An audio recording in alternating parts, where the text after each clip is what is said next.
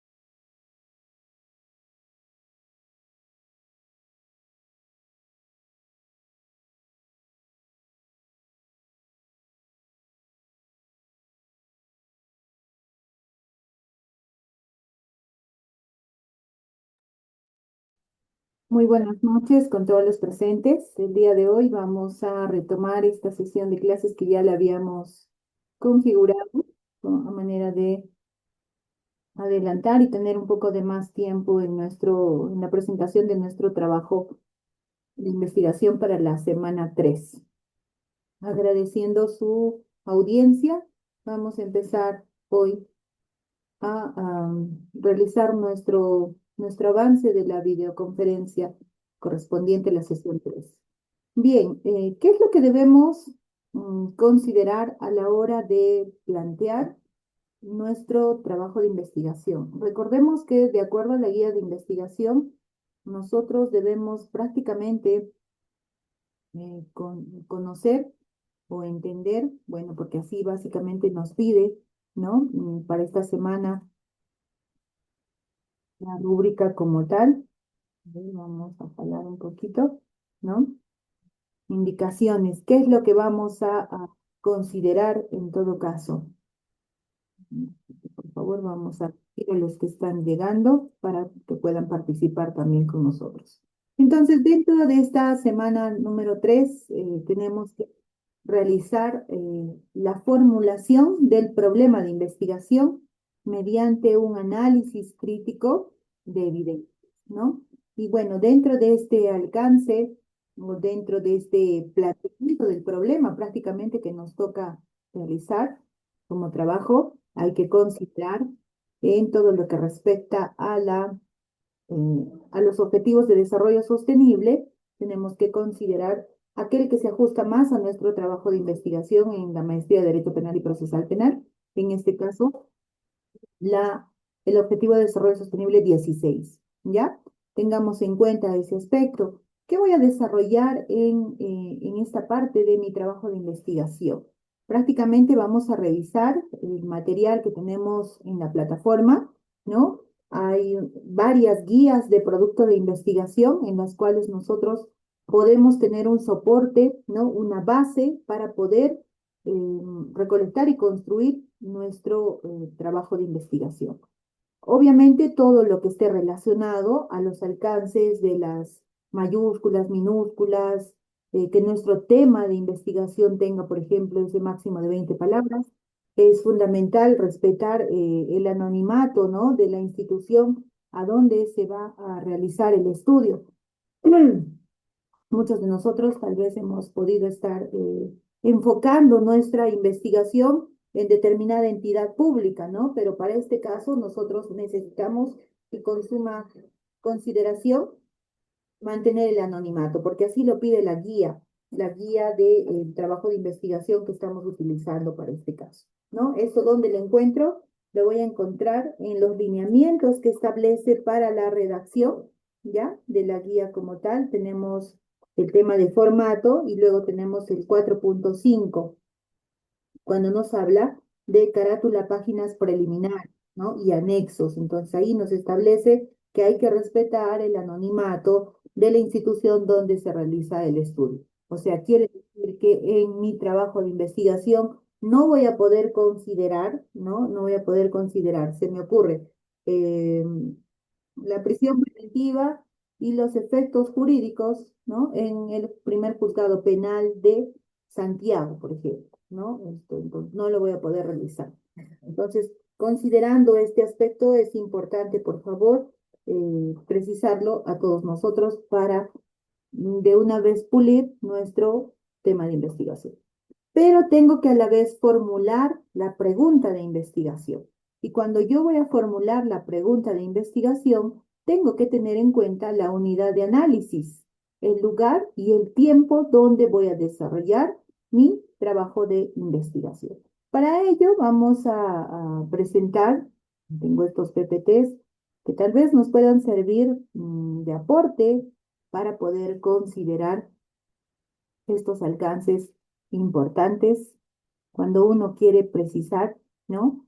Todo lo que significa, así para que lo vean en grande, ¿no?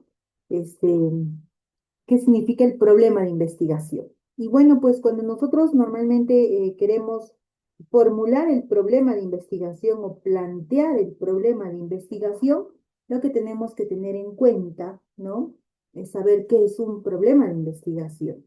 ¿No? Y cuando nosotros queremos hablar de esto, generalmente pues lo que tiene que venir a nuestra mente, ¿no? En este proyecto de investigación es oye, ¿qué hecho, qué fenómeno o qué situación nos invita a nosotros poder reflexionar, ¿no? A lo largo del estudio, algo tal vez que deseamos conocer o que aún de repente no se sabe o se ha verificado o hay una ley, hacer ¿cómo le podemos decir? Una validación de la aplicación de una ley, hacer una crítica a una ley. Felizmente nuestro trabajo de investigación nos invita a esto, ¿no? No tiene una rigurosidad exacta que podría tener una tesis, pero en similar situación o de manera análoga, diremos así, tenemos que plantear, ¿no? Tenemos que formularnos una pregunta de investigación, porque esta nos va a permitir conocer el estado situacional, estudiar algo que se está mostrando, de repente algún alcance importante que hemos podido escuchar en alguna noticia, ¿no? Y bueno, pues lo vamos a dimensionar a través de un estado situacional, de una situación o algo que representa o que amerita un estudio. Entonces, dentro de los aspectos del problema que vamos a revisar o tomar en cuenta, debemos tomar en cuenta la descripción y a partir de la descripción de un problema hay que mostrar la situación objeto de estudio. Y aquí llega pues esta famosa unidad de análisis, ¿no? La unidad de análisis es ese qué, es ese objeto del cual nosotros vamos a tener que hablar, del cual nosotros vamos a tener que buscar autores para poder revisar nuestro trabajo de investigación. La mayoría de nosotros muy bien está ya perfeccionando, está perfilando su tema de investigación. Hay algunos que estamos comentando un marco normativo, analizando, viendo los principios, ¿no? Del derecho penal, entonces, que están relacionados, muy ligados al derecho penal. Entonces, esto nos invita a formular, a elaborar preguntas que nos van a invitar a reflexionar respecto a aquello que nosotros queremos conocer, profundizar, investigar. Y bueno, cuando nosotros hablamos del planteamiento del problema como tal, existe la necesidad de hacernos preguntas de investigación, que en muchos de los casos va a estar ligado a los objetivos de la investigación que vamos a querer. Y bueno, esto también nos va a permitir establecer o fundamentar una justificación y sobre todo la viabilidad del estudio, o sea, si es viable el estudio que yo voy a realizar. ¿No? Entonces, cuando yo generalmente hago una pregunta de investigación, esta va a estar en torno, miren, si desean, pueden escribirme al chat, cada uno, todos los que estamos presentes, y de ahí vamos analizando si este es viable y si tiene su unidad de análisis, ¿ya? Los invito a que puedan estar escribiendo en el chat sus, sus temas de investigación o si ya preferimos considerarlo como problema, ¿ya? O sea, el de qué, como ahorita les digo cómo lo vamos a plantear. Si desean, ponen el tema como tal y en los momentos que, a medida que vamos explicando un poquito esto, el tema del planteamiento del problema, para que ustedes puedan tener de repente un poquito más de base y mejorar cada vez, porque esa es la idea, ¿no? Semana a semana mejorar nuestro informe de avance de nuestro trabajo de investigación, ¿ya? Entonces, vamos a tener que saber la justificación del para qué estamos investigando, ¿no? Que esto va a profundizarse obviamente en los objetivos, es lo que buscamos con nuestro propósito, nuestro trabajo de investigación y sobre todo la viabilidad. Entonces, dentro de esto también es importante en algunos de los casos considerar algunas limitaciones que podríamos tener. Y bueno, ¿cómo podría yo considerar las características del problema? Bueno, estos deben formularse en términos claros, concretos y explícitos, ¿no? No se debe generar ambigüedades. Hay algunos de nosotros que de repente estamos construyendo nuestro problema y dentro de nuestro problema estamos poniendo dos temas, dos problemas. Entonces, eso lo vamos a tratar de repente de esclarecer, ¿no? De forma clara, precisarlo y ponerlo para que podamos trabajar. Y bueno, hay que expresar una relación en la mayoría de los casos, porque los enfoques, de acuerdo a lo que vayamos a investigar, ya sea cualitativo, cuantitativo, que son los básicos y los que más se reconocen, van a tener que tener en algunos casos, si son cuantitativos, variables, y si son cualitativos, vamos a tener categorías. Y obviamente entre una u otra tiene que haber una relación, ¿no? Tiene que ser explícita como tal. Y bueno, en algunas de las variables es importante, ¿no? Precisar que, bueno, en algunos de los casos, en la mayoría de los casos, requiere una prueba empírica, ¿no? En el tema de las categorías, por ejemplo, nosotros vamos a tener que profundizar, primero describir, ¿no? Y luego profundizar y ver a dónde queremos arribar con esta investigación. Y bueno, en la mayoría de los casos, los problemas, ¿no? El problema de investigación debe ser factible de ser estudiado según la capacidad, según el interés que cada uno de nosotros le pongamos para poder profundizar o buscar la información de los aliados, de los colaboradores, ¿no? Que podamos tener a quienes vamos a encuestar más adelante, de quienes vamos a recoger de repente alguna entrevista o de repente vamos a hacer un análisis de documento. Entonces, obviamente va a depender de quién nosotros, de dónde nosotros podamos rescatar información. Y es importante, también se le conoce, expresar una dimensión temporal y espacial. Es importante ponerle, si bien es cierto, no voy a poder poner la institución pública o privada de donde yo quiero recoger la información, pero sí puedo yo delimitar, ¿no? A qué lugar yo me quiero referir, ¿no? Y en qué tiempo, el espacio, voy a hacer ese análisis. Puede que tenga algún marco legal, sabemos que en materia penal podemos aplicar de manera retroactiva, ¿no? Pero también esto significa que nosotros de repente podamos sacar las bondades de este principio, ¿no? De la retroactividad. Entonces es importante considerar para todos los fines aplicar la temporalidad y el espacio de donde vamos a realizar nuestro trabajo de investigación. No debemos confundir, ojo, es importante considerar que no debemos confundir el problema con el objetivo de estudio. Son, si bien es cierto, son dos cosas que se parecen, tienen las mismas variables o las mismas categorías, es importante considerarlas estas como tal. Entonces, cuando nosotros vamos a formular el problema de investigación, debemos hacerlo en forma de pregunta, de tal manera que nos ayude a reflexionar sobre lo que vamos a investigar, ¿ya? Y bueno, tiene que estar adecuadamente delimitado.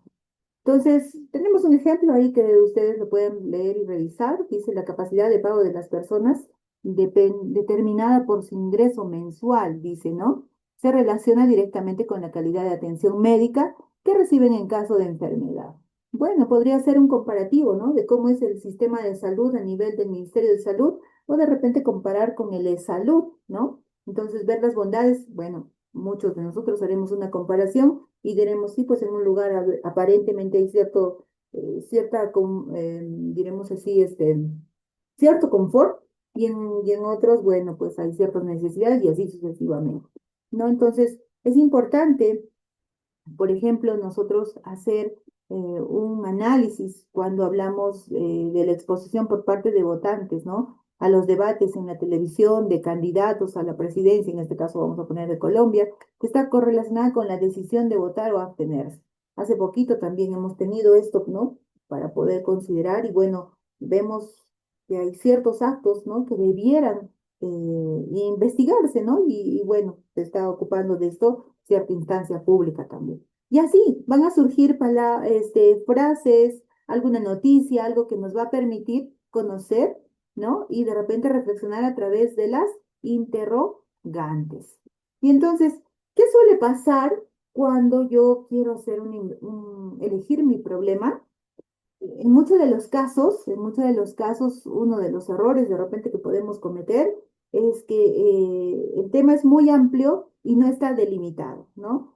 Por ejemplo, yo quiero investigar la aplicación de la prisión preventiva o el uso, ¿no? O la aplicación de la prisión preventiva a nivel del Perú. Entonces, la pregunta es, ¿y vamos a poder en estos 4 meses, en estas 8 sesiones, poder investigar, saber el marco normativo? Bueno, poco probable, ¿no? Entonces, lo ideal es que de repente delimitemos determinando el contexto social donde nos encontremos. A veces es muy específico y resulta ser intrascendente, ¿no? Entonces, tan minucioso que entonces, ¿qué más voy a investigar, no? Como que me he cerrado a esa investigación. Entonces, es importante considerar eso. La incertidumbre metodológica también no se va a poder medir en la práctica, es imposible verificarlo. ¿Por qué? Porque se supone que si nosotros vamos a plantear determinada hipótesis o de repente alguna variable, alguna categoría, entonces esta tiene que seguir cierta predicción, ¿no? Por eso ayuda mucho la delimitación temporal y espacial. Bueno, cuando temas ya están resueltos, a veces no hay novedad, ¿no? No hay novedad y ya no sabes qué buscar. Entonces, en estos casos, mejor elegimos otro tema de investigación, ¿ya? A veces en nuestros temas de investigación incluimos conceptos confusos o ambiguos.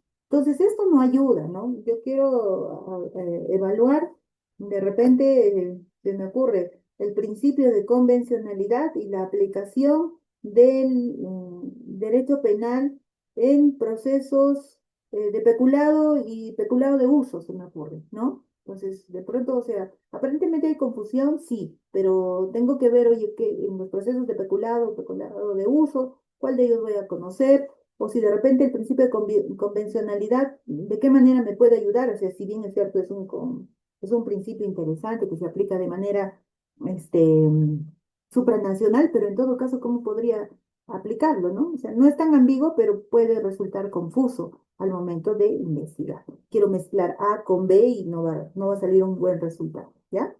O el estudiante no posee de repente los recursos para investigarlo.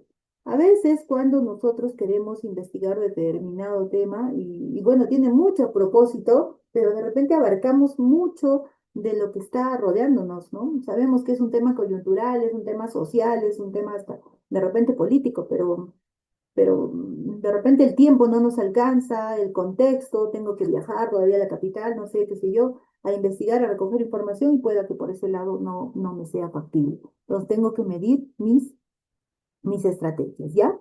Y bueno, a veces elegimos un tema filosófico, ¿no? Que ya ha podido estar expresado con términos valorativos, entonces muy probablemente que ya a lo mejor ya está estudiado, ¿no? Y mucho de esto obviamente no nos va a ayudar mucho a reflexionar, ¿no? Tal vez nos vamos a generar alguna confusión al respecto.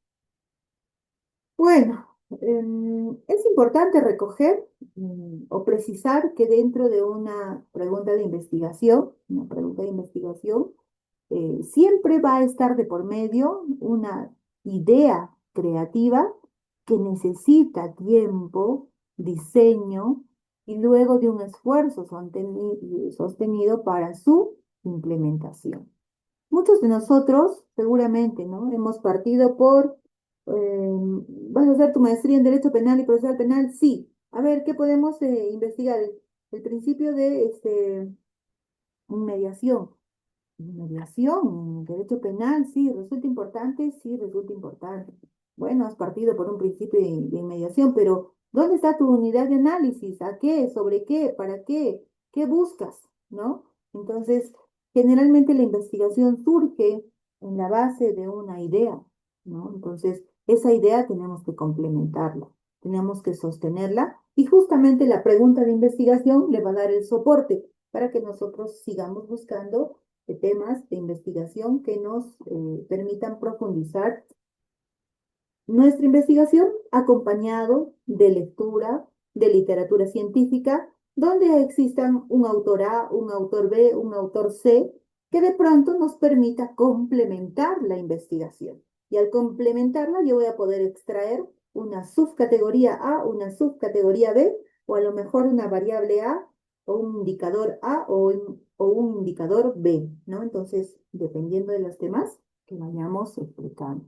Todo nace o se basa en diremos así, la idea. ¿Y cuál debe ser la característica, ¿no? De una idea básica de investigación?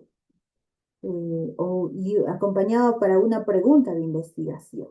Entonces, la pregunta de investigación debe ser factible, interesante, novedosa, ética y sobre todo relevante, ¿no? En materia penal, lo bueno que tenemos, si ustedes van a revisar el repositorio que tenemos en la universidad en materia de derecho penal y procesal penal, y tenemos, a diferencia de otras experiencias curriculares, buena información que nos puede servir a nosotros de base para poder seguir contribuyendo en esta parte tan importante que es el derecho penal. ¿Ya? Entonces, esas características son importantes tenerlas a consideración. Bueno, este es un ejemplo que se considera respecto a si es factible, pertinente a la precisión, al interés o a la ética como tal. Y la ética para nosotros está sujeta a los parámetros que establece básicamente nuestra guía de investigación, la guía de proyecto, ¿no? De investigación. Entonces tenemos la versión 1 del 30 de marzo, la que estamos aplicando, y la que también nos pide en el punto 4.55 los anexos que vamos a acompañar a nuestra investigación. ¿Ya? Es importante considerar esto.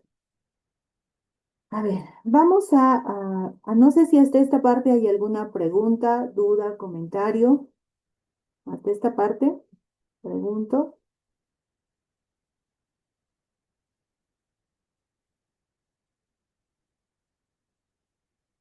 ¿Todo claro? ¿Está quedando claro? Sí, doctora, buenas noches.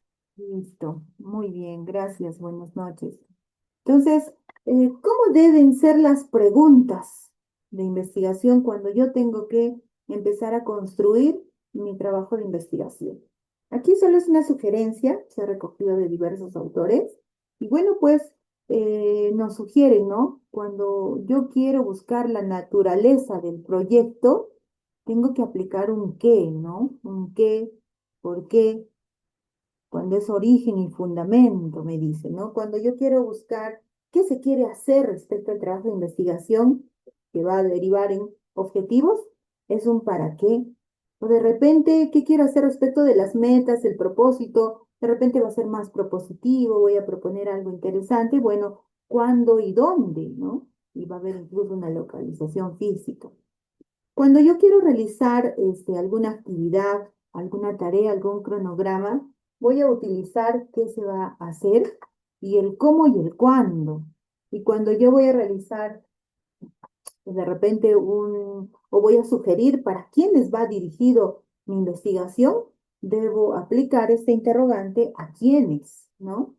Y aplico quiénes lo van a ejecutar, qué recursos humanos voy a tener y si voy a contar con algún recurso financiero, qué se va a hacer y con qué, ¿no? Entonces aplicamos este cuadro de preguntas. Entonces tratamos a través de las preguntas de investigación explicar una causal, ver una definición, tal vez poder predecir, ¿no? A través de las preguntas o realizar una gestión o en su defecto comprobar algo o describir alguna acción. Entonces, ese también nos va a ayudar para poder considerar nuestro trabajo de investigación. Y entonces, generalmente nosotros aplicamos el cómo, el dónde, el quién, el cuántos, ¿no? El qué pasa, el cómo pasa, cuando queremos describir determinado hecho o situación o fenómeno, diremos así. Cuando queremos explicar, de repente de forma causal, nosotros aplicamos para qué, cuál es la causa, cómo es qué, ¿no? Y cuando queremos generalizar, nosotros buscamos un qué es, pertenece a tal grupo, ¿no? ¿Qué diferencia hay entre, ¿no es cierto? Y cuando queremos comprobar, podemos aplicar estos. ¿Cómo se puede saber? ¿Cómo lo saben? ¿Cómo se hace? Y bueno, cuando yo quiero predecir, puedo recurrir a las interrogantes, ¿qué consecuencias? ¿Qué puede pasar? ¿Podría ser? ¿Qué pasa si? Y cuando yo quiero gestionar o hacer gestión como tal, ¿qué se puede hacer? ¿Cómo se puede hacer? ¿No? ¿No? Entonces, a través de estas preguntas que son abiertas, yo voy a empezar a profundizar y esto me va a permitir que construir mi trabajo de investigación. No sé si hasta esta parte habría alguna pregunta. ¿Me está entendiendo? Yo creo que sí, ¿no? Sí, yo creo que sí. Muy bien, entonces vamos a dar los alcances de cómo es que podríamos. Nadie me ha escrito al chat, de repente esperaba, a ver, no veo sus preguntas de investigación. Ya hemos podido, hasta esta parte, ya podremos organizar nuestra pregunta de investigación, porque recuerden que también a la par de elaborar esta pregunta de investigación, a ver, voy a compartir la directiva, a ver si me permiten, ¿no? De acuerdo a lo que nos dice nuestra guía, que la voy a encontrar en información general, documentos normativos, ¿ya? Voy a presentar para que ustedes también lo conozcan. Cuando yo estoy en documentos normativos, voy a aplicar recursos SIFI y en recursos SIFI tengo los formatos de trabajo de investigación, hay algunas diapositivas de clase, documentos normativos, voy a hacerle clic, documentos generales, investigación formativa, investigación.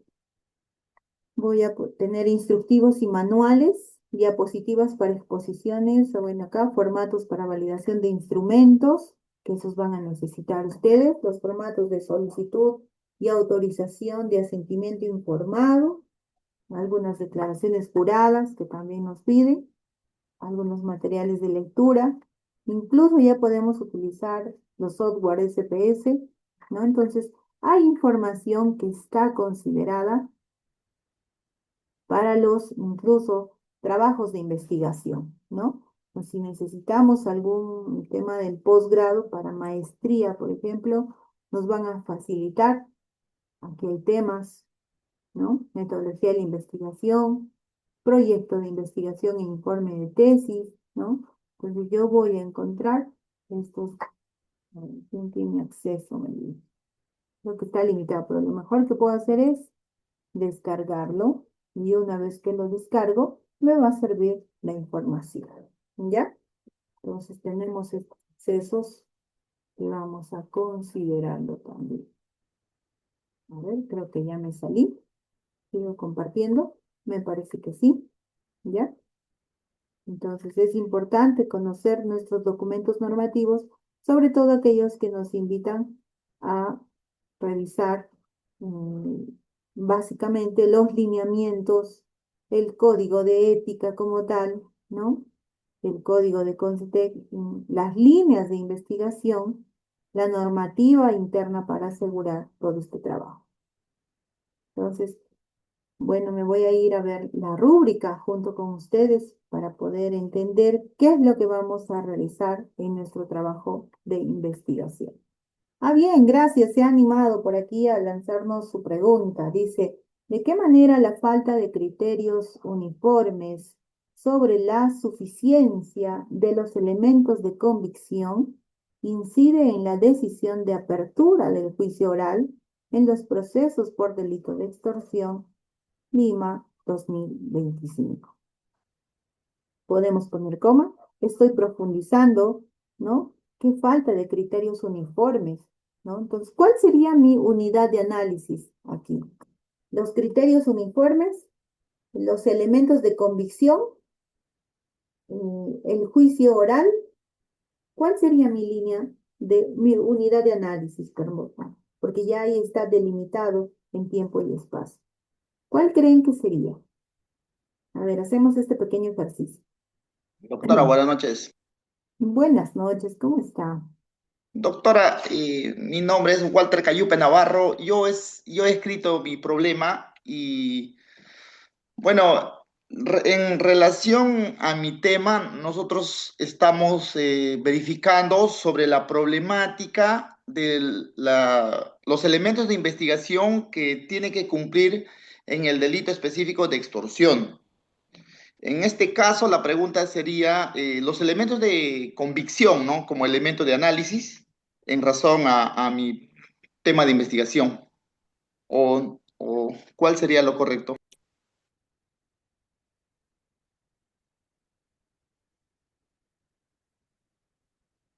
Bien, claro que sí, los elementos de convicción. Y la pregunta es, ¿los elementos de convicción no, acaso no están considerados dentro de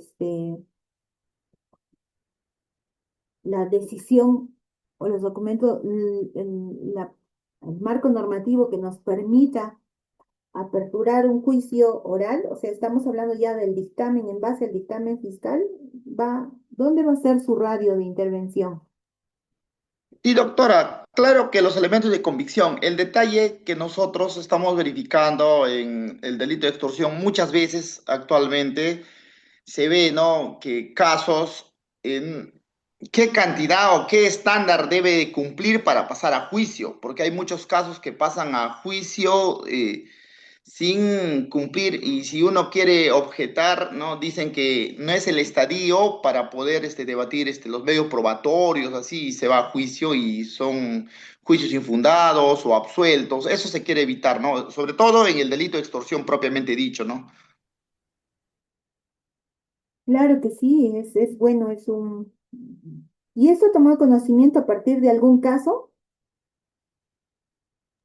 Sí, doctora, un caso específico de extorsión, ¿no? Le están pasando a juicio tan solamente por vincularlo que la línea telefónica le pertenece a una persona, ¿no? Y lo están pasando a juicio. Entonces, por eso queremos ver, ¿no? O es una problemática real que veo, ¿no? Sobre todo por la tecnología, yo creo, ¿no? Los medios probatorios. Eso queremos evaluar en este caso, ¿no? Pero es un problema, entonces estamos investigando eso. Ya, y entonces habría que considerar cuáles son esos elementos o delitos de extorsión dentro del delito de extorsión que te van a permitir de repente saber o profundizar en los cuales me imagino que ha podido la Fiscalía, dentro de su proceso de investigación, elevarlo hacia el juez para que pueda evaluar si a través o si era suficiente los testigos, alguna declaración, no, alguna pericia. ¿Van a considerar algún tipo de estos elementos? Claro, sí, doctora, se quiere hacer una evaluación justamente esta problemática para que se tenga como un criterio que todo juez de investigación preparatoria puede tener para que sea estándar, ¿no? No así discrecional. Entonces eso se quiere aportar en esta investigación, propiamente dicho, ¿no? Y al respecto, ¿no habrá un acuerdo plenario que te pueda ayudar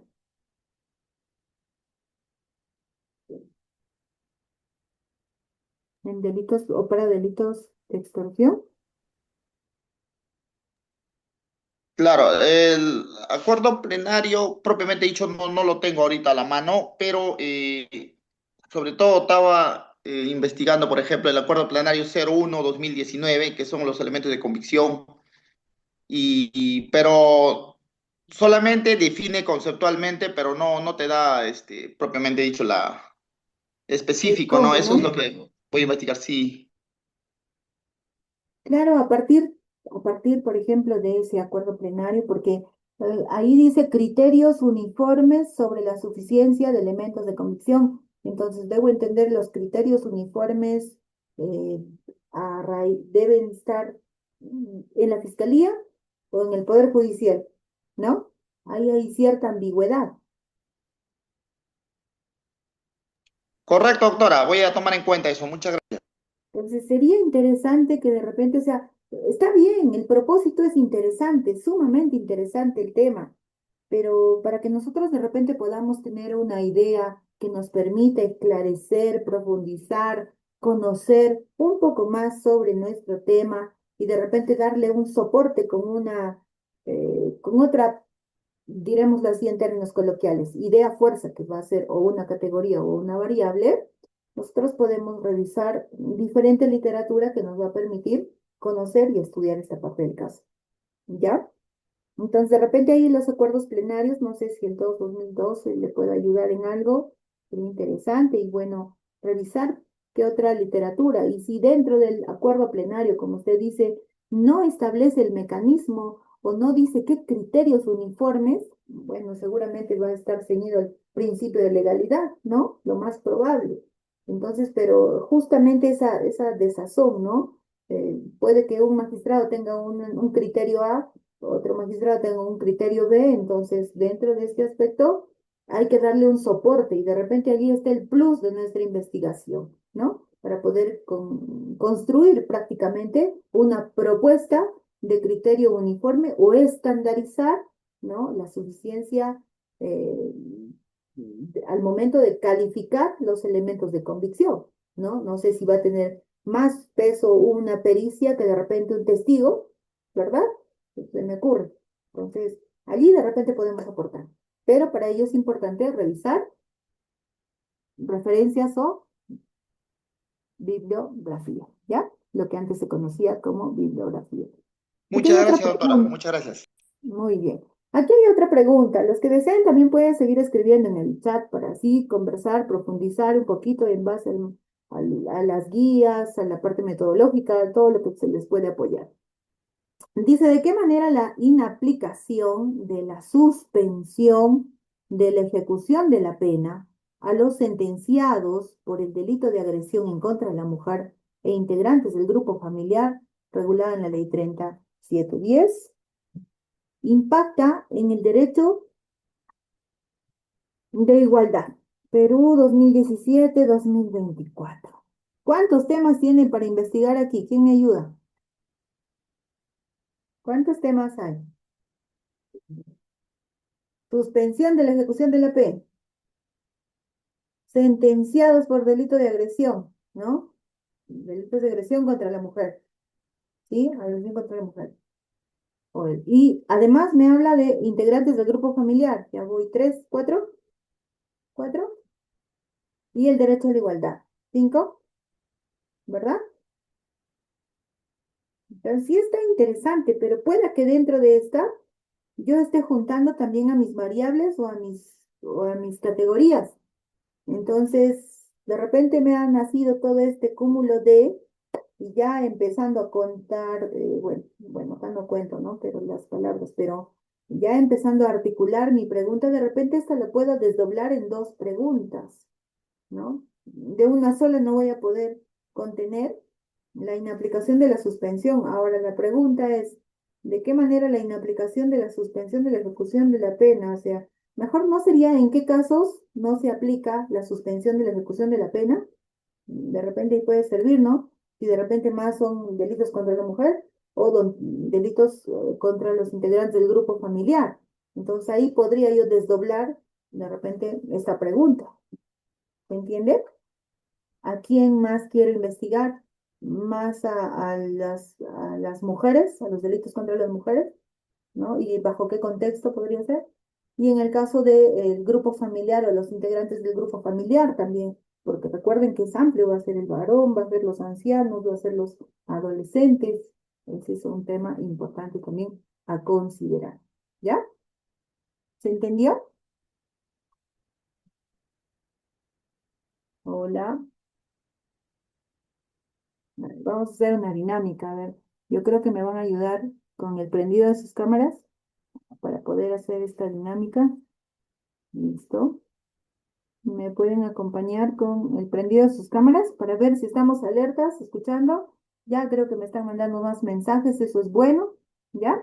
Entonces yo debo entender que sí, están presentes, me están escuchando, entiendo que hay muchos quehaceres, pero es un rato, ¿no? Para poder seguir avanzando con nuestro trabajo de investigación. Muchas gracias. Entonces voy a tomar en cuenta este pantallazo. Entiendo que no quieran prender las cámaras o que demore de repente nuestro internet, pero en fin, ¿ya? Muchísimas gracias. A ver, inicio una toma, ¿ya? Una toma. Mm, Voy a considerar aquí en blanco. Ujú. Gracias por seguir completando.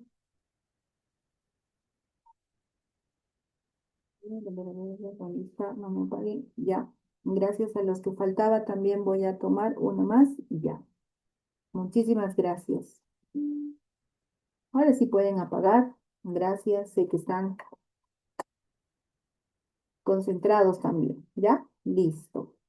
A ver, sigo leyendo un poco para poder seguir apoyándoles. A veces el horario de asesoría o en su defecto este tipo de horario también de repente no nos favorece y no nos permite a terminar con el trabajo de investigación. Dice la siguiente pregunta, ¿no? ¿En qué medida el tratamiento penal resulta eficaz en los casos de violencia contra la mujer en el Perú durante el periodo 20-2025? Qué interesante, ¿no? Yo quiero buscar, ya casi a medida de un dato estadístico, sí, el tratamiento penal. De repente ahí habría que buscar qué tipo de tratamiento penal.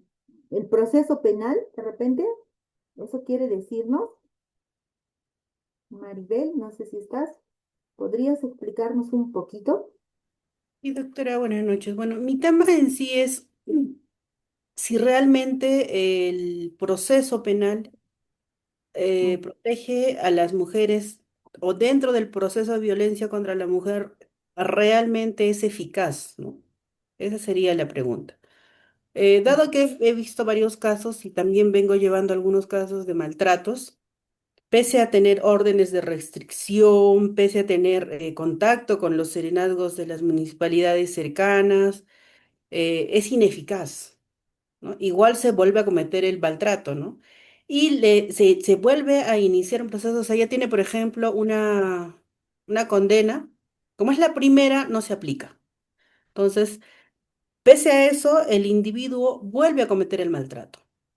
Y en el juicio o en la audiencia, simplemente se dice, se desconoce el proceso, no me han notificado, no tenía conocimiento previo, por lo tanto, no me pueden acusar o no puede seguirse el proceso, ¿no? Y venimos con este proceso desde el 2025 y ahora 2026, y se va reprogramando, reprogramando, reprogramando. Entonces, ahí va, es mi pregunta. ¿Cuán eficaz es? Porque en todo este proceso hay una revictimización a la víctima, ¿no? Hay una revictimización constante, hay una victimización también por la otra parte, Un círculo vicioso parece, ¿no? donde yo soy el maltratado, porque supuestamente a raíz de todos los procesos que me has iniciado, soy el que ya no tiene economía para defenderse, ¿no? Y Mm, ahí también hay un punto, que es término es a ver, lo voy a decir en otros términos, no recuerdo ahorita el término correcto, es la utilización de los menores, mm, ¿no? En favor de. Entonces, justo ahí va la eficacia de de este marco legal que es la norma, ¿no? Que protege a la mujer y a los integrantes de la mujer, o a los integrantes de la familia. ¿Cuán eficaz es? Porque constantemente se revictimiza ujú. y se alargan los procesos, ¿no? Si bien hay una ley, hay un reglamento, hay un proceso, el sistema penal como tal, ¿cómo lo está manejando? Entonces, ahí va mi inquietud, porque yo vengo trabajando con el tema mujer varios años Ujú. y es muy repetitivo y simplemente el Poder Judicial o el Ministerio Público indica, tenemos carga procesal y hemos tenido audiencias donde el equipo multidisciplinario se pone a favor de y cuestiona a la mamá en su crianza y en supuestamente la separación de los menores, ¿no? Y no se considera eso. Por ahí va en realidad el tema, considerando que Cusco es una zona con usos y costumbres muy tradicionales, en donde el grito, el golpe o el maltrato todavía se mantiene dentro de la costumbre. Siento que esto sigue siendo repetitivo y ahora que ya un poco la red ha mejorado y todo digamos, se filtra rápidamente o uno lo puede denunciar, se ha evidenciado con mayor profundidad. Y Claro por que ahí sí. va mi problema en sí, ¿no? Y entonces, mi pregunta es corta, pero va directamente al grano. ¿Es eficaz o no es eficaz? Claro. Pero sí, es muy interesante lo que acaba de justificar. ¿Por qué? Porque esto le va a permitir, dentro o aplicando nuestra guía de elaboración del proyecto de trabajo de investigación, le va a permitir sustentar este punto 4, ¿no? Este punto 4, 4.5 que nos piden. Básicamente, buscar, ahí lo estoy sombreando para que ustedes también lo vean, ¿ya? Esto nos piden. Si bien es cierto, ya estamos construyendo nuestro planteamiento de problema, pero hay un dato importante que debemos tener en cuenta, la unidad de análisis, el lugar y el tiempo. Y cuando nosotros queremos considerar esa unidad de análisis, y yo voy nuevamente leyéndole, bueno, considerando en qué medida el tratamiento penal resulta eficaz en los casos de violencia, bueno, sí, pues quería saber si nos referíamos al proceso penal como tal, ¿no? Entonces, de alguna manera, nuestro punto, bueno, en su caso, su unidad de análisis es el proceso penal, el tratamiento penal, si lo quiere llamar de esa forma, pero en todo caso, toda su investigación, todo su esfuerzo, más adelante, todo lo que vayamos a describir como problemática, justificar problemática, convertir el planteamiento del problema en un objetivo, ¿no? ¿En qué medida? Entonces, va a estar supeditado a ese tratamiento penal para ver, como dijo, si es eficaz o no es eficaz. Revisar algún expediente, revisar algún testimonio, va a ser básicamente libre, ¿no? Para el recojo de información. Me parece que está bien planteado, es interesante. Bien, a ver, Sí, aquí tenemos dice, datos de la ONU, también tenemos datos de la Defensoría, ¿no? uh, En donde ya hay estudios. Ahora, testimonios sí se podría anexar, eh, pero igual no son a larga data, por eso es que tomo desde el 2020 hasta el 2026. 2020 al 2026. Bueno, dependiendo en cuánto tiempo, ¿y en cuánto tiempo aproximadamente resolvemos un caso de estos? ¿6 meses, 3 meses, 2 meses, una semana? Bueno, en realidad nosotros Un tenemos, estándar así general ahorita ya voy 3 años en un solo caso. en un solo caso, con una Ese, sola víctima. ese es un dato importante Y como porque le digo, por la carga procesal se alarga y no se mm, toman decisiones ni se castiga al violentador y ¿no? constantemente es recriminada. O sea, la parte que me inquieta es esa recriminación de parte del equipo multidisciplinario, que entiendo que Mm, conocen todo el marco legal, en donde le aclaran a la mamá que si ella no cumple con entregar al niño, pese que ya hemos tenido un episodio hasta de rapto o de robo del menor, el Sustracción, equipo multidisciplinario enfatiza y se cierra en que si nosotros hemos dado la orden de que tú le tienes que entregar al menor, tú le entregas. mm. ¿Y el interés superior del niño? Exacto. Y Mm, hemos lidiado y la que lo ha hecho es una jueza, ¿no? Es una jueza y la que lo ha sustentado es una trabajadora social. O sea, en realidad la mayoría han sido féminas las que han defendido este proceso, ¿no?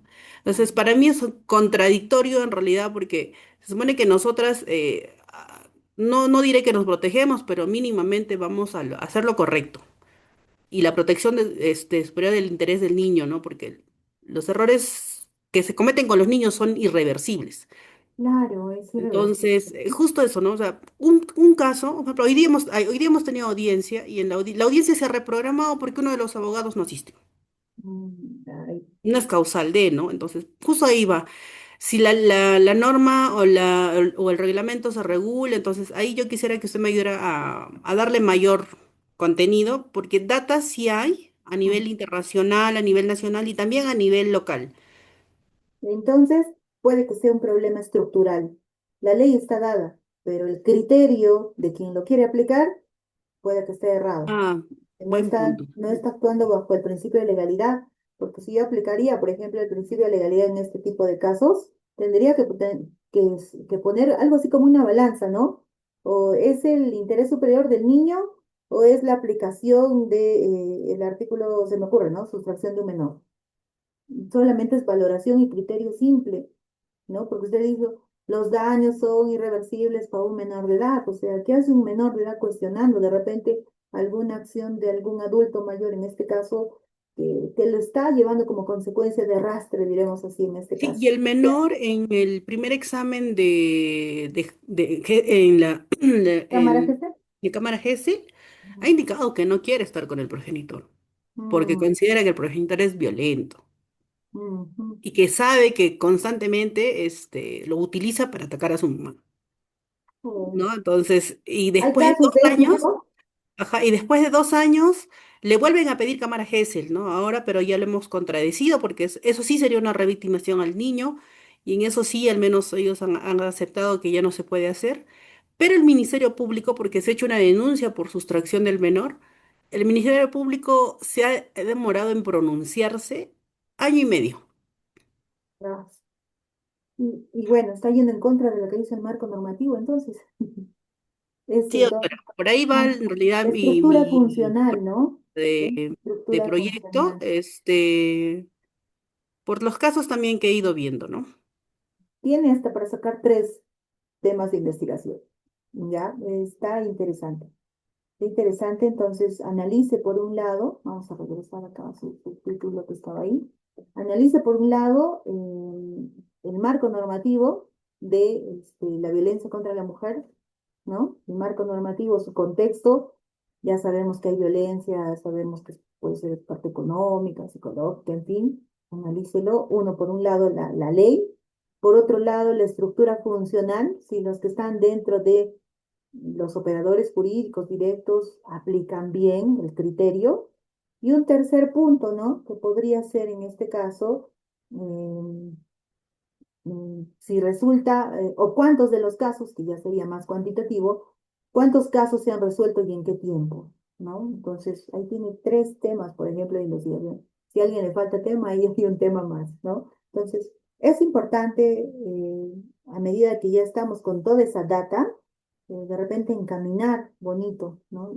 Y es bonita esta parte de elaborar el planteamiento del problema. ¿Por qué? Porque justamente tienen, y no sé si les he dado este tips, tienes que agarrar un papel y tu lapicero, ¿no? Y ya estás pensando. Por ejemplo, a mí cuando usted pone ahí, diría, ¿no? Violencia contra la mujer, eficacia de la ley de violencia contra la mujer. Entonces, eficacia de la ley de violencia contra la mujer. Pues, ¿cómo sería, cómo resulta eficaz? Así, ¿no? Y así voy divagando. Disculpen. Ay.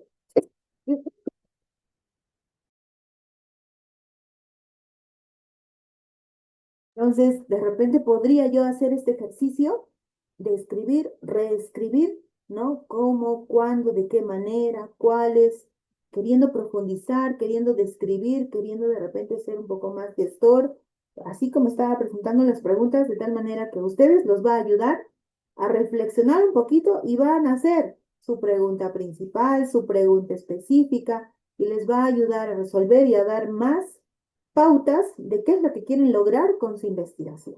¿Ya? Espero haberle tratado de apoyar. Listo.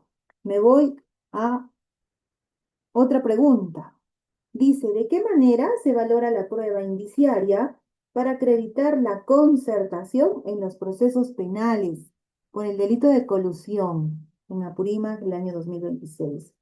Ya tenemos tiempo, tenemos espacio y bueno, queremos saber si, de qué manera se valora.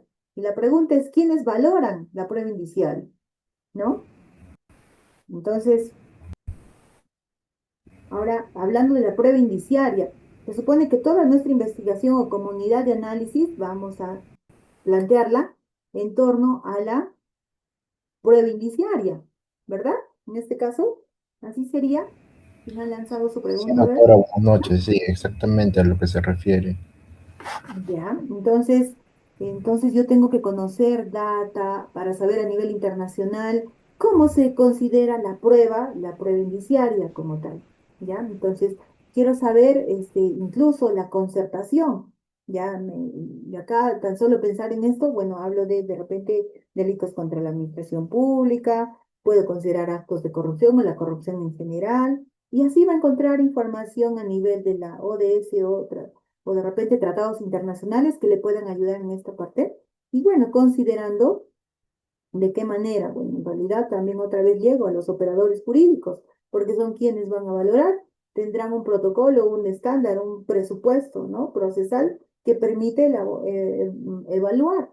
Entonces, allí, por ejemplo, en este tipo de unidad de análisis, lo que tenemos que revisar dentro del límite que nosotros tenemos, cuál es el derecho penal y el procesal penal, ¿no? Tenemos que ver cuáles son los alcances normativos y si estos tienen alguna ambigüedad, algún vacío, ¿no? Pues allí entra nuestra capacidad de discernimiento para poder detallar, precisar, darle límites a nuestra investigación. ¿Ya? Me parece interesante. Está bien, doctora, gracias. Ahora dice, el proceso inmediato y su ponderación de los derechos de interés superior del niño y el derecho de defensa del imputado en un proceso inmediato. Ujú. Me imagino que acá voy a hablar respecto, a ver, ¿quién me puede explicar, Landers? Tal vez nos puede explicar un poquito el propósito de su trabajo, ponderación de los derechos de interés del niño, ¿en qué delito o en qué caso? Derecho de defensa del imputado. Sí, profesora, buenas noches con todos los compañeros, buenas noches, Luis. Sí, quería llegar a este tema de investigación por motivo del delito de proceso inmediato que estábamos hablando, por ejemplo, la omisión a asistencia familiar, ¿no? Ah, Al incumplimiento de la obligación alimentaria del interés superior del niño, ¿no? mm. A eso yo me voy a centrar al tema, mejor dicho. Y En quisiera todo caso saber. le falta, pero en todo caso le falta unidad de análisis a tu tema. ¿Sabes por qué? Porque me dices, ¿no? El proceso inmediato y su ponderación de los derechos del interés superior del niño, ¿ya? Del derecho de defensa del imputado en un proceso inmediato. O sea, proceso inmediato, para empezar, lo estamos repitiendo una y dos veces, ¿no es cierto? Proceso inmediato aquí y acá un proceso inmediato. Yo creo que en una de estas tiene que ir el delito de omisión de asistencia familiar, porque va a estar concentrado en ese tipo de delito, ¿no? El proceso inmediato, si realmente se pone en tela de juicio o se considera los derechos del niño y adolescente, o en su defecto el imputado como tal, ¿no? ¿Me está Sí, entendiendo? doctor. Sí, ¿No? sí, sí, sí, está Ahí nos entendible falta entonces. un poquito, hemos generado cierta ambigüedad, pero ya Sí, detectando la unidad de análisis de qué vamos a hablar, de qué vamos a precisar, ¿no? Entonces, ujú. ya sé que es en el Perú, porque la ley, el marco, el tipo penal está adecuado para todo esto, entonces yo tengo que ver si en los procesos inmediatos realmente se va a suscitar, realmente se cumple, ¿no? El propósito de lo que sería la omisión de asistencia familiar. Bueno, ¿hasta qué punto se pondera el derecho del niño? O de repente favoreces cuando muchos de los imputados dicen, no, no tengo trabajo, que mi trabajo es este trabajo y recibo, ¿cómo dicen? El mínimo vital o menos que el mínimo vital, o hago trabajos extemporáneos, también saben decir, ¿no? Sí, sí, Perdón, sí, sí. trabajos, ¿cómo le llaman? No era extemporáneos, eran trabajos así pequeños de vez en cuando. Trabajo a medio plazo, trabajos así. Tiene Ajá. un término, no, no recuerdo ahorita, pero bueno, entonces, eso es más o menos lo que estás buscando, ¿verdad? Sí, sí, profesora, Entonces, estaba buscando eso y también, bueno, ahí dice de la defensa del imputado por el motivo de que llegamos a un criterio de oportunidad, ¿no? A un principio de ah, oportunidad, llegan a una terminación anticipada también cuando están en ese lapso, ¿no? En esa etapa del proceso de la jugada de investigación preparatoria, llegan a una audiencia, ¿no? Por eso el derecho del imputado, ¿no? Tiene él también a defenderse con los criterios de oportunidad, el artículo 2, ¿no? Del Código Procesal Penal que habla ahí el principio de oportunidad, habla de la terminación anticipada y habla de los acuerdos reparatorios, ¿no? Para que pueda acuerdos él, reparatorios. sí, Sí, ajá, él pueda- justamente son esos trabajos esporádicos que le hacen valorar al juez. Yo entiendo así, ¿no? Oye, pobrecito, ¿no? De repente no tiene trabajo y para subsistir, ¿no? Entonces, allí a mí me viene una política pública, ¿no? Nacional que tener en cuenta, ¿no? Yo me pongo a pensar la responsabilidad del rol de padres, de hijos, y así se hace todo un abanico de situaciones o circunstancias para investigar. Es interesante considerarlo. Y bueno, el tema está allí, tenemos varias ideas, solo hay que ordenarlo un poquito, ¿ya? Ahora, si Sí, este va a ser sí, nuestro título, si este va a ser sí, nuestro título, entonces ujú. hay que contar 20 palabras, ¿ya? Me parece Ah, que ya, he pedido, ¿ya? sí, sí, sí, Haga ya, ese mis, ejercicio manualmente, así como jugando, escríbanlo, un lapicero, un lápiz, agarren, pongan, y así se perfila, se tacha, se raya, se escribe, solo así salen las ideas, ¿ya? ya, No, ya, profesora, muchísimas gracias no hay por qué. Bien, por su ayuda. bien, listo. No sé si es esta parte alguna precisión más respecto a cómo vamos a elaborar. Estoy dando el alcance, por favor, ya en este tercer momento para poder revisar vamos a revisar a la rúbrica, ¿ya? La rúbrica nos va ya a pedir que nosotros tengamos que, además de buscar la unidad de análisis, lugar de tiempo donde vamos a investigar, formulemos la pregunta de investigación. Es importante formular la pregunta de investigación. Bueno, ahí tenemos dos. Entonces, dentro del proyecto de trabajo de investigación, de formular una propuesta de ejecución de una investigación de todo esto que vamos a realizar, dicen mínimo 10 hojas, entonces tenemos que considerar esta parte introductoria, y dentro de esta parte introductoria estamos en este tema, o esta parte de revisar la literatura, en realidad de planteamiento del problema, ¿ya? Entonces hay que plantear adecuadamente el problema, a la par hay que revisar la literatura, porque cuando uno revisa artículos, los artículos científicos, alguien más antes que nosotros avanzó con la revisión bibliográfica, entonces nos permite conocer una idea, de otro autor sale otra idea, entonces nosotros conjugamos esas ideas y bueno, salen más ideas, ¿no? Pues así se genera investigación, buscando data e investigación. Listo. ¿Qué es lo que vamos a revisar? Bueno, voy a brindar los alcances. Voy a regresar a ver si me permiten unos segunditos. Voy a comparar, perdón, presentarles la rúbrica, ¿ya? Para que nosotros tengamos en cuenta qué es lo que debemos presentar en nuestro trabajo de investigación. Me permiten unos segunditos. Vamos a comparar.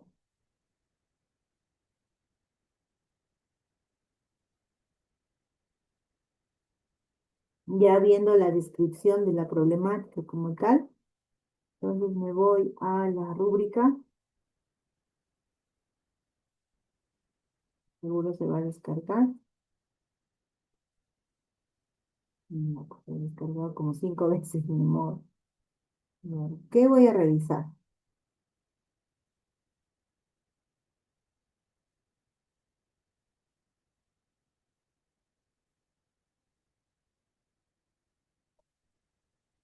A ver, se los comparto. Y pues, listo.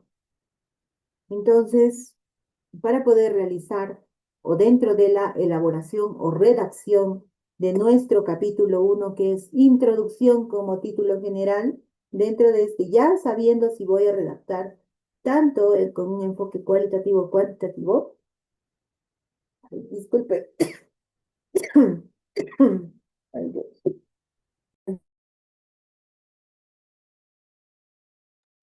Creo que también me quiero resfriar. Bien, entonces, para poder redactar en esta parte de nuestro trabajo, vamos a considerar todo lo que todos estamos haciendo, la realidad problemática, ¿ya? Ya en base a ya sea nuestras variables o a nuestras categorías. ¿Qué voy a considerar en todo esto? Como habíamos dicho anteriormente, el ámbito internacional. Entre el ámbito internacional y el ámbito nacional, yo tengo que considerar seis antecedentes, ¿no? Ya me voy adelantando. Pero cuando redactamos también es importante hacer un muestreo o hacer una visión panorámica de cómo está a nivel internacional. Por ejemplo, la terminación anticipada, la omisión de asistencia familiar a nivel internacional, ¿no? Entonces tengo que darle esa mirada así panorámica grande, ¿no? Luego tengo en mi descripción de problema, tengo que hacer una mirada nacional. ¿Y cómo es a nivel nacional el tema de la omisión de asistencia familiar? O es un efecto a nivel local, de repente yo quiero hacer en Huamachuco, ¿no?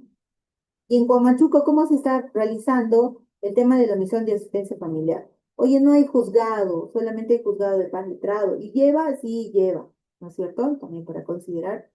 Entonces, tengo que prácticamente destacar la necesidad de investigar el problema, ¿no? Para cada área, en este caso para el área penal. Entonces tengo que buscar el estado del fenómeno, o sea, esas circunstancias, ese problema, ese hecho que estoy estudiando, tengo que ver hoy, ¿no? Algo así como con una lupa, reconocer. Entonces, haciendo un análisis, yo voy a empezar a decir mis puntos problemáticos, ¿no? De repente, lo que decíamos, si está fallando el sistema, está fallando el marco normativo, ¿no? Entonces también lo voy a anotar, precisar. Tengo que citar autores que hayan profundizado, que hayan investigado sobre estos temas y bueno, pues los voy a considerar en mi trabajo de investigación. ¿Qué debo tener en cuenta? Las normas APA. A ver, otro archivo, permítanme. Un segundito. Voy a dejar de compartir porque es importante mostrar. Le voy a mandar a nuestro delegado. Hay un manual que utilizamos para el trabajo de las normas APA y que es importante que nosotros lo conozcamos. ¿Por qué? Porque nos va a permitir conocer, ahorita se lo mando a nuestro delegado, solo lo voy a cargar para hacer una referencia de un dato importante que sí nos debe interesar, y este dato importante está referido a cómo yo voy a citar leyes, sentencias, que es lo que más manejo, ¿verdad? Entonces, yo voy a considerar esto, aquí, es un manual, ¿ya? Sin perjuicio de pero es un manual que está vigente, que lo utilizamos para aplicar las normas APA. Lo voy a compartir con todos ustedes. Se los voy a mandar en unos minutitos más a vuestro delegado para que podamos utilizarlo y bueno, pues conocer al respecto. Ya, ahí están viendo, sí se logra ver, ¿no? Es un manual que hemos cogido como modelo, normas APA, séptima edición, ¿ya?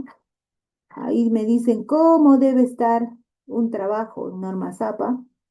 La mayoría de las entidades lo recoge, saca su estilo, su modo, pero aquí están cómo yo debo redactar, cómo yo debo escribir, cómo debo referenciar cuando hay notas de pie, cuando hay tablas o figuras, cuando hay anexos, cuando hay nivel de títulos, ¿no? Cuando hay tablas y figuras, cuando ya hagan su sistematización de información, también está acá. Cuando yo quiera poner un gráfico, también una figura. Cuando yo quiera poner alguna tabla, también. Cuando quiera citar, hay citas. Vamos a escribir. Esto es importante, vamos a considerarlo acá. Ya, listo. Hay dos formas de hacer una cita, dependiendo de lo que quiera, de qué tipo de énfasis quiera yo realizar en mi cita, ya que estoy ahorita redactando mi planteamiento del problema o mi descripción del problema, ¿no? Estoy en ese proceso de formular, y bueno, pues el Turnitin, la similitud, bueno, pues es como un verdugo que está detrás mío, ¿no? Pero entonces, ¿cómo me dice APA que yo deba considerar el énfasis cuando yo cito a alguien? Entonces, aquí vamos a tener una citación narrativa o una cita narrativa en la que vamos a destacar el pensamiento o la posición específica de un determinado autor, ¿ya? Entonces el autor ¿qué va a considerar? Aquí se va a incluir al autor, la fecha, ¿no? Que se va a poner entre paréntesis. Por ejemplo, Guzmán 2025. En el ejemplo, Quintero 2020. Hay énfasis en el autor. Allí vamos a revisar, vamos a precisar esta parte de nuestra cita. Y bueno, ¿qué implica el uso de las frases de situación? De citación. Entonces, ¿qué dice? Quintero 2020, en su tesis, en su investigación, en su artículo científico, precisa, ¿no? Conoce, reconoce, ratifica. Entonces ahí nosotros vamos a argumentar. Y bueno, también es importante considerar la cita parentética. Cuando yo voy a considerar una cita parentética, voy a mencionar generalmente, ¿no? Una idea en la que el autor tiene un papel secundario, ¿no? Se menciona una idea, los datos del autor y bueno, pues y generalmente todo el nombre completo aparece, perdón, el apellido y el año aparecen entre comillas, entre paréntesis, perdón. Aquí está. ¿Estamos viéndolo? Pueden poner un like si es que están viendo para pasarles en este momento. ¿Me puede escribir el delegado un puntito, un saludo, algo para yo mandarle? También se va a colgar, ¿ya? En la plataforma. Listo, gracias. Entonces, nos va a ayudar. Entonces, yo me doy cuenta que es una cita parentética porque voy a considerar una idea que el autor tiene respecto de un papel secundario, algo así como un comentario, ¿no? Y lo voy a poner en paréntesis todo. Pero va a ser una cita narrativa cuando voy a considerar esa idea que destaca, ¿no? Del autor, de una posición del autor. Y va a ser Quinteros, entre paréntesis, el año. ¿Ya? Autor y año. En ambos casos va a ir el autor y el año. También también puedo hacer citas textuales cortas y citas textuales largas. Y generalmente, cuando hago citas, también puedo hacer el famoso parafraseo. O sea, cuando yo realizo una cita textual, tengo que considerar lo que estoy recuperando, ese fragmento, ¿no? De una fuente externa. Generalmente acá se va a tratar de restringir el uso a situaciones particulares, ¿no? Por ejemplo, la inclusión de una definición exacta, o sea, está la información, sí, pero si yo voy a poner la definición exacta, los datos numéricos, que en muchos de los casos no van a ser aproximados, ¿no? Sino de repente es una rememorancia que ha podido hacer el autor o algunas ideas de repente que ha podido alcanzar o analizar o contrastar, entonces a veces no son datos exactos, ¿no? Siempre y cuando tendría yo que validar de repente el dato de estadístico, ya en su conclusión, ¿no? Entonces, generalmente en las citas textuales va a ser necesario incluir el apellido del autor, ¿no? El año de la publicación y la página en la cual yo estoy rescatando esa información, ¿ya? Entonces, generalmente las citas textuales, diremos así, son un copy-pega, ¿no? Un copy-pega, pero hay formas de hacerlo, ahí están bien. Entonces, puedo hacer una cita corta que va a ser menor a 40 palabras o también una cita mayor que va a ser mayor a 40 palabras, obviamente, ¿no? Entonces, ¿cómo lo considero la cita corta? Bueno, pues esta generalmente está en un pequeño párrafo y yo me doy cuenta, ¿por qué? Porque le he puesto comillas, entre comillas, ¿ya? Y bueno, pues cuando yo uso comillas, ya no le pongo cursiva, ojo, ¿ya? Entonces, y siempre siempre tengo que mencionar al autor, pero primero, o sea, según, puedo poner, ¿no? Kaplan y Sapú, por ejemplo, 2019, y ahí están considerándome apellidos, año, le pongo las comillas, porque es una cita menor a 40 palabras. Entonces, puede que el Turnitin me revise y me diga, esta es una cita menor a 40 palabras, posiblemente que sí. Entonces, por eso que en la mayoría de los casos recomendamos aplicar el parafraseo, ¿ya? Entonces, estas son las citas cortas.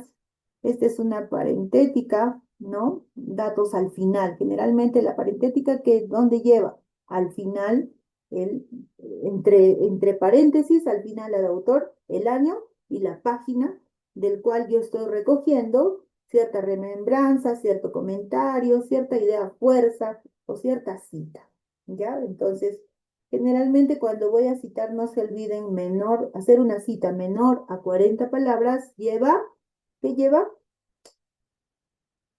¿Quién me ayuda? ¿Qué llevaba? Me están escribiendo, creo. Comillas. Sí, sí, muy bien, ¿no? Muy bien, por favor, para que no se olviden. Son datos que a veces se nos pasa.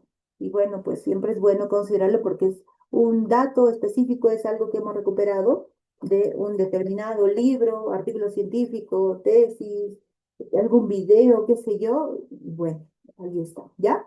Muy bien. Sí, por favor, le he pedido al delegado que me escriba un puntito, un mensajito para poder enviarle, por favor, o de repente ya me ha escrito, lo voy a revisar. ¿Ya? Y ni bien me escriba o me mande un puntito, yo le mando el manual de las normas. Listo. Entonces, a esta parte, por favor, es importante considerar este tema de la cita parentética también, ¿ya? Una cita corta, que puede ser cita directa o cita parentética, menor a 40 palabras. También puedo considerar una cita larga, mayor a más de 40 palabras. Entonces, generalmente cuando yo aplico, y esas son las famosas sangría francesa, ¿no? Va a salir así como están viendo la imagen. Ahí lo voy a sombrear, espero que no se, ya está, todo lo que es sombreado, ¿ya? Y generalmente me doy cuenta porque hay una entrada, ¿no? Del texto. Entonces, ¿qué voy a hacer? Se conserva el tamaño de la letra, el interlineado, te pide 2 de interlineado, ¿no? O ¿cómo le dicen? Interlineado doble, ¿no? Y bueno, pues debe presentar un bloque prácticamente. Y para poder sombrear y poner cita francesa, tengo que ponerle, cuando yo pongo insertar párrafo, cita francesa, el valor que se le pone en el párrafo es de 1.27. Automáticamente sale 1.25, pero debo utilizar 1.27, ¿ya? Y entonces también tengo que mencionar al autor al inicio de la cita, ¿no? Es por eso que dice, una de las cuestiones más importantes de las autolesiones es saber la razón por la cual el dolor físico se deposita en el cuerpo. Según Kaplan 2019, parece ser que cuando se encuentran medios, o sea, es prácticamente textual lo que he precisado. Entonces, puedo recoger yo una cita mayor a 40 palabras. Entonces, cuando la cita va a ser literal, va a tener una sola página donde se le va a poner la letra P como página, ¿no? Y cuando tiene más de una página se pone PP, ¿no? Por el rango de páginas. Página por 23 a la 24, por ejemplo. Página. ¿Ya? Listo, no se olviden. Si la cita que estoy haciendo es solo de una cara, le pongo P. Y si la cita que estoy haciendo y es larga y va hasta la otra página, le pongo PP 23, 24. Todos estos alcances se llevan con la práctica, ¿ya? Y esto nos va a servir para que nosotros podamos evitar, ¿no? De repente seguir aumentando los porcentajes de similitud, ¿ya? Y entonces, cuando hacemos una cita parentética, no se olviden que generalmente lo ponemos al final del texto. Entonces, vamos a considerar también el uso de la sangría francesa, pero lo vamos a poner a la última parte, o sea, donde termina nuestro texto. Este es nuestro texto y en esta última parte. Todo entre paréntesis. Por eso dice cita parentética, en paréntesis, ¿ya? Esto indica que no basta con preguntarse por la experiencia, bueno, sigue el texto, ¿no? Entonces tú consideras a los autores, primero tiene que haber un punto, entre paréntesis, autores, apellidos, coma, 2019, coma, cuando le pones el año o la página, recién pones punto. ¿Ya? Listo. ¿Y qué es el parafraseo? Muchos nos hemos preguntado, ¿qué es el parafraseo? El parafraseo se va a utilizar, ¿no? En el parafraseo se utilizan las ideas de otro autor, pero en palabras propias del escritor, lo que implica una reelaboración de la información, que obviamente trasciende el uso de los sinónimos, o sea, para que Turnitin no se dé cuenta que estoy cogiendo parte de menor a 40 palabras, mayor a 40 palabras, ¿no? Alguna cita, tengo que parafrasear y tengo que aplicar el uso de sinónimos. Entonces, dentro de esta cita o de cita narrativa, generalmente yo voy a utilizar aquí, ¿cómo voy a aplicar? Al autor y el año, ¿ya? Entonces, la cita reelaborada o la cita parafraseada va a estar elaborada con sinónimos. Hasta esta parte, ¿alguna pregunta, señores? ¿Se está entendiendo? Gracias, gracias. Sí, Miss, sí, Miss. Sí, Miss. Le voy a mandar envío Miss, manual, ¿ya? ¿podría compartir eso, lo que está poniendo? Manual. Sí, el Claro que manual sí, claro que para sí. En todos. este momento, sí, sí, sí, se lo estoy pasando. Están en el WhatsApp todos, ¿verdad? Sí, profesora. Listo, ya acabo de mandarle. Seguramente en este minuto le está llegando. ¿Me confirma si ya llegó? Lo comparte con todos para que todos podamos revisarlo con mucha mayor calma. Y bueno, a medida que vamos realizando o redactando nuestro trabajo de investigación, apliquemos, tengamos en cuenta esta parte del Ya, parafraseo, Miss. de las Ya le citas. envié al grupo ya. Le envié al grupo, Muchísimas, Miss. muchísimas gracias. Entonces, ¿qué va a permitir esto? Ahí, a medida que vamos aplicando esta información importante, cuando nuestros trabajos de investigación pasen al comité, al jurado, al comité de ética y todos los que tengan que revisar, bueno, pues pueda que de repente a mí se me haya pasado, ¿no? Les he revisado, les he puesto aprobado. pero cuando vaya al comité de ética y van a ver los estándares y rigurosamente van a calificar, y bueno, pues entonces no estén haciendo doble trabajo, no salga observado, tengan en cuenta esta herramienta que es el manual de las normas APA. ¿Ya? Espero les sea útil.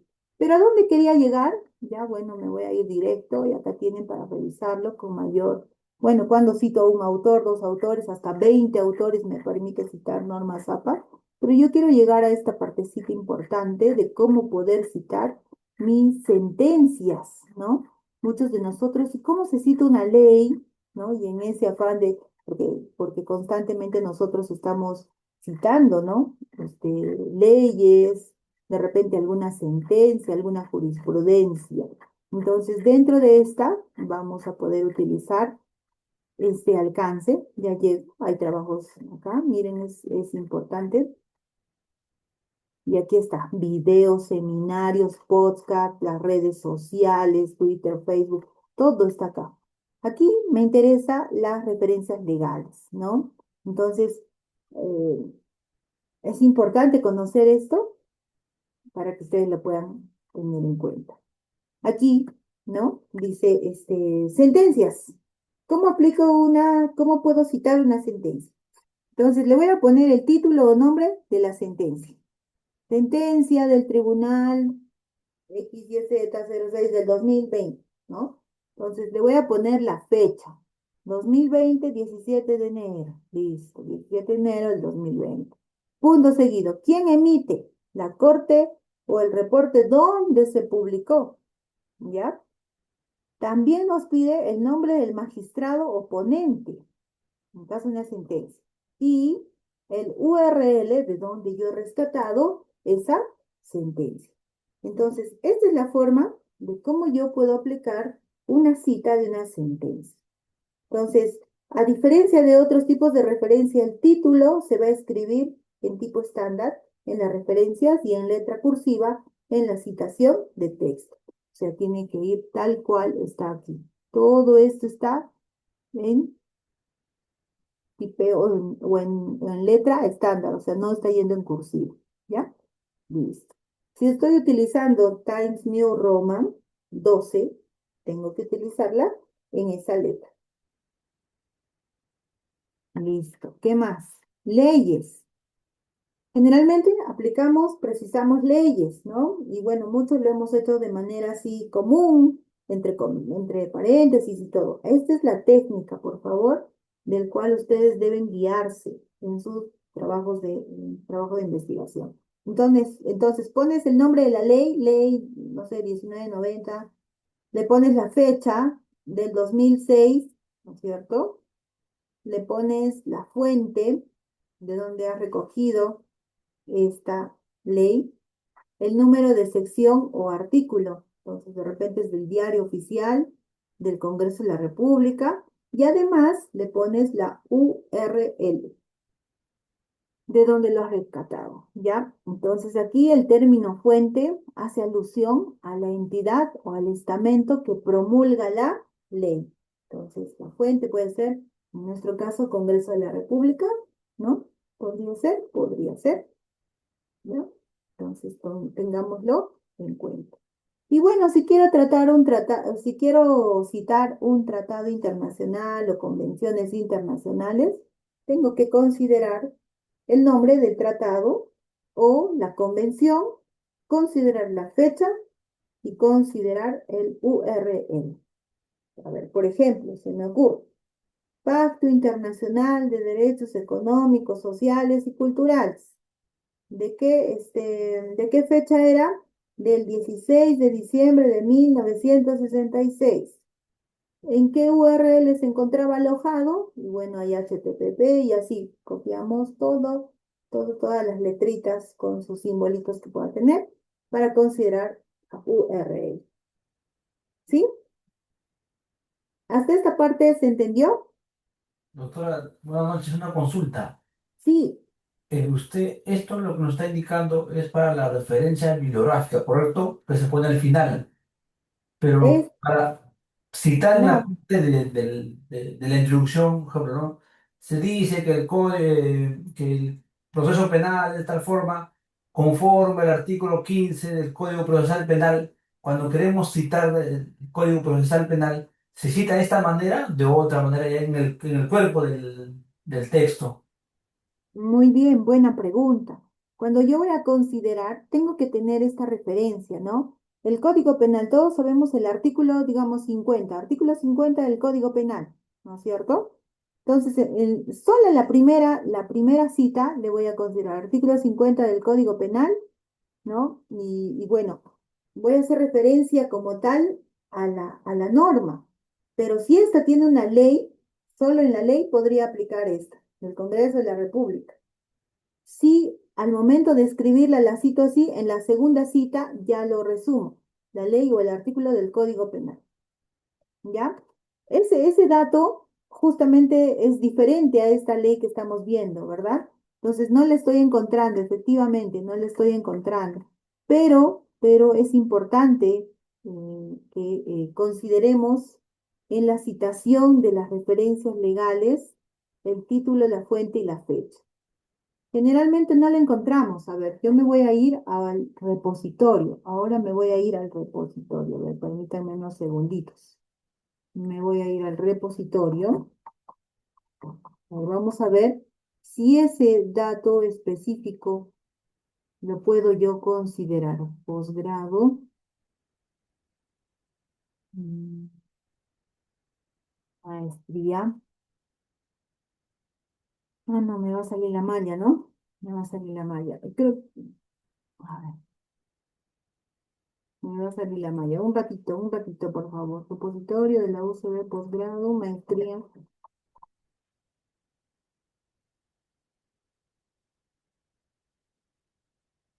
Generalmente la cita es como la hacemos cuando hacemos nuestros escritos. Universidad, repositorio, mandato, prisión preventiva, vulneración. mm, ¿no?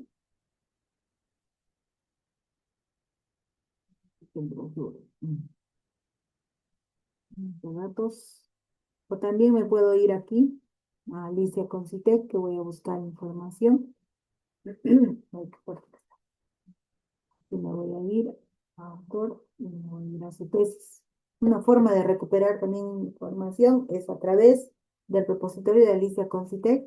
Voy a buscar esta tesis. Sí estoy, ¿no? Sí estoy mostrando, ¿verdad? Esta ha sido del año 22. Y yo voy a buscar es una cita, ¿ya? De cómo es que lo aplico. Aquí está. Doctora, buenas noches. Quería hacerle una Bueno, consulta. claro que sí. Adelante. Doctora, respecto a las citas que nos han mostrado, son aquellas para leyes, sentencias y otros, pero no he visto cuando uno quiere citar los acuerdos plenarios o nos tendríamos que guiar de algún modelo de ahí. Ah, claro que sí. Eh, Si bien es cierto, no es una ley propiamente, pero es un acuerdo plenario. Y cuando quiero citar fuentes, tengo que citar el acuerdo plenario, se me ocurre 02-2018, eh, la fecha y la fuente, quién lo ha emitido. ¿Ya? Aquí, por ejemplo, les muestro lo que normalmente, cómo citamos nosotros. ¿No? Asimismo, Sánchez, en su investigación del principio de oportunidad, en la causal 12 del artículo, y así. Esta es la cita, ¿no? Llegó a concluir que la causal 12 del artículo, ya No así. se ve, doctora. ¿No se ve? Ah, y yo, No, ay, lo siento, yo estaba ya acá subrayando, mira. Me he ido al repositorio, he bajado una tesis y aquí está. ¿Sí? Listo. Siempre citamos así, primero el artículo y luego el Código Penal, Procesal Penal, el Código Procesal Civil, ¿no es cierto? O en este caso penal, todo eminentemente penal. Esta es una cita, sigo bajando, tengo que obviamente considerar las siglas y generalmente cuando yo quiero citar, también esto les puede servir de modelo, ¿no? Alata 2015 indica sobre la abundancia procesal, está siendo citado al estilo normas APA. ¿Ya? Entonces, si bien es cierto, no lo tengo como artículo, pero tengo que considerar, por ejemplo, ¿no? Juega un papel relevante en 23 concursos de arbitraje, dice acá. Entonces, en los artículos normalmente que mencionamos, hacemos mención, artículo del Código Procesal Penal, juntamente con la norma 30, ¿no es cierto? Y así hacen mención en el artículo. Entonces, primero el artículo y luego el marco normativo. ¿Ya? Doctora, ¿y en con ese modelo no lo estaría detectando el Turnitin? Las, la, Los eh, artículos.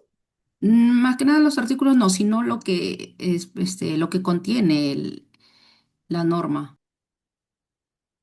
mm, lo que contiene la norma. No, no, no, no, no, porque solo estás mencionando el artículo. Solo estás mencionando el artículo y luego tú estás argumentando y parafraseando. Esa es la técnica que tenemos que utilizar Ah, ya, correcto, doctora. en base a lo que estamos haciendo. ¿Ya? Este Gracias. es un modelito solo para recoger informaciones aprobadas así y que ya tienen esa data. Bien, señores, ha sido un gusto poder escucharlos, compartir. Los esperamos en la asesoría, en nuestras asesorías extracurriculares para mayor detalle de vuestra entrega de la semana 3 correspondiente al informe de avance. Ha sido un gusto. Muy buenas noches con todos. Doctora, buenas noches. Buenas Una noches, doctora. consulta. Quería, solo para precisar, esta semana 3, según la rúbrica que tenemos colgado en Clementina, nos dice el planteamiento del problema y la formulación de las preguntas de investigación. ¿Es correcto eso? ¿Eso se va a evaluar, doctora?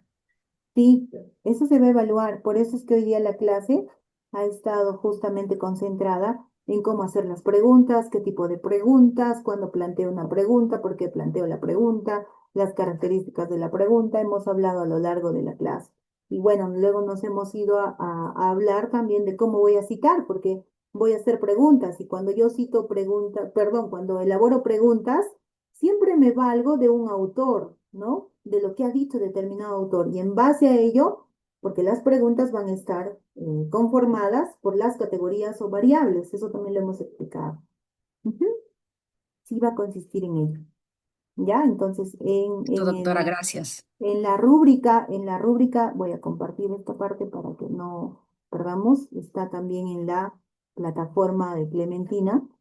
Vamos a revisar el análisis de la realidad problemática, el sustento científico del problema mediante literatura académica, la delimitación del problema de investigación, la formulación de la pregunta de investigación y la vinculación del problema con los objetivos de desarrollo sostenible, ¿no? Y todo lo que corresponda a en este caso a nosotros es la 16, ¿no? Paz y justicia y otros. Listo, señores. Ha sido un gusto poder escucharlos. Gracias, doctora. Buenas noches. Buenas noches. ¿No hay otra pregunta, tal vez? Y si no, la hacemos en la próxima sesión de asesoría 3. Nos vemos el sábado. Gracias, profesora. Muchas Buenas gracias. noches. Buenas noches. Buenas noches con Gracias, todos. profesora. Gracias. Hasta Permiso, pronto, señores. permiso, buenas Buenas noches. Bueno. noches. Buenas noches.